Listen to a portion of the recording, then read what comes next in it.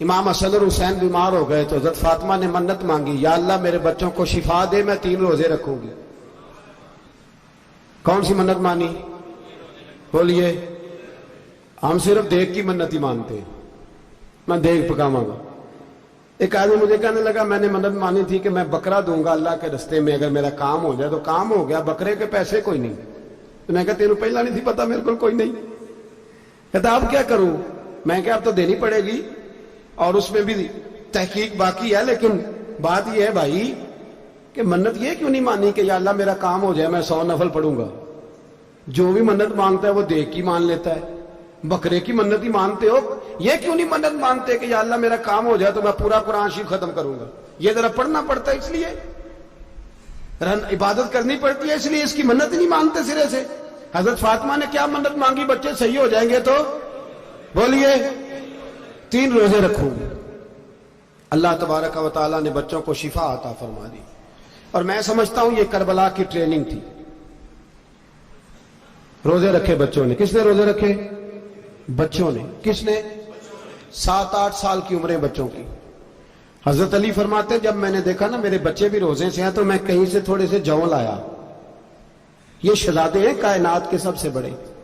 فرماتے ہیں میں نے بی بی پاک کو دیے تو سیدہ پاک نے جون پیسے روٹیاں پکائیں، اور جب عین افطاری کے وقت کھانا سامنے آیا تو دروازے پہ بھکاری آیا۔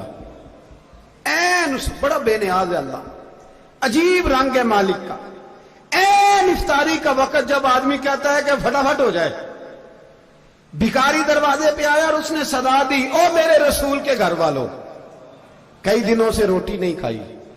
حضرت علی نے، حضرت فاطمہ نے بچوں کی طرف دیکھا تو امام حسین چھوٹے تھے سب سے، انہوں نے سب سے پہلے برتن اٹھائے کھانے والے، اور کہنے لگی اماں میں نہ دے کے آؤں۔ حضرت فاطمہ رشک کرنے لگی، مصطفیٰ کے نواسے باہر گئے، اپنے حصے کا کھانا وَيُبْصِرُونَ عَلَىٰ أَنفُسِهِمْ وَلَوْ كَانَ بِهِمْ خَصَاصَةٌ۔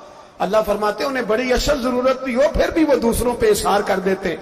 وہ کھانا باہر امام حسین دے آئے، پانی سے روزہ کھولا، کھجورے کھائی، لیٹ گئے، سویرے کھجورے کھائی، روزہ رکھ لیا۔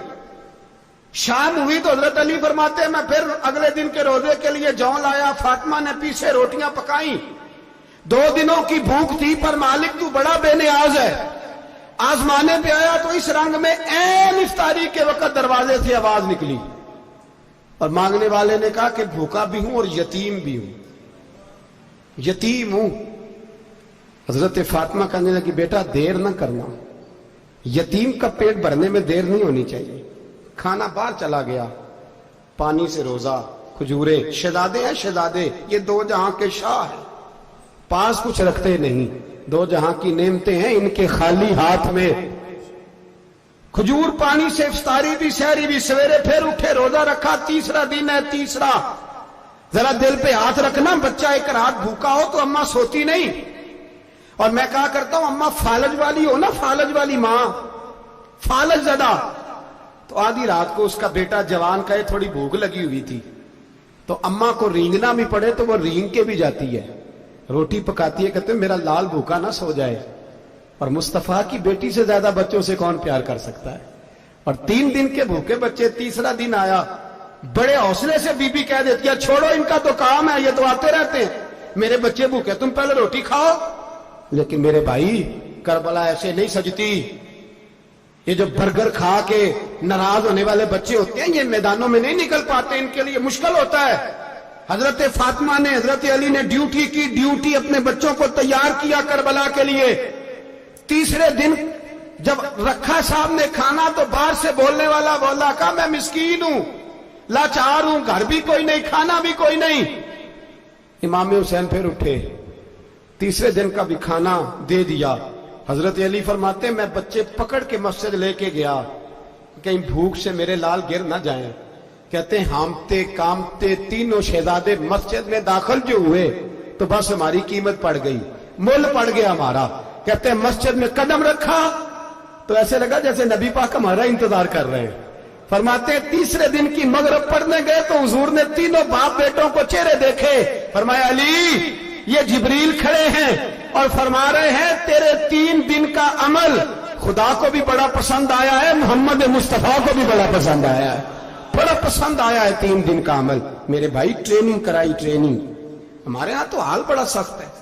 اور دین کا معاملہ, چوری آتے ہیں بچے گھروں سے چوری نمازیں پڑھنے, داڑھی رکھ لے تو سب سے پہلے مسئلہ اماں کو بنتا ہے. سب سے پہلا انہوں نے ٹریننگ کی, دین کے لیے تیار کیا, ہمتیں بدائی. اور رسول پاک علیہ السلام نے خود اپنی بیٹی کی تربیت فرمائی, شہزادی کی. کس کی؟ دنیا میں سب سے بڑی شہزادی کون ہے؟ آپ نام لیں گے تو دل ٹھنڈا ہوگا انشاءاللہ. میرا عقیدہ ہے حضرت فاطمہ کا نام لیں تو اللہ دل کو سکون دیتا ہے. سب سے بڑی شہزادی سیدہ, بولیے سیدہ فاطمہ الزہرا رضی اللہ تعالی عنہ. حضرت علی فرماتے ہیں حضور بڑا پیار کرتے تھے حضرت فاطمہ سے. جب سفر پہ جاتے تو سب سے آخر میں حضرت فاطمہ سے ملتے, واپس آتے تو سب سے پہلے حضرت فاطمہ سے ملتے. فرماتے ایک جہاد کے لیے حضور چلے گئے اور مجھے نائب بنا کے چھوڑ گئے.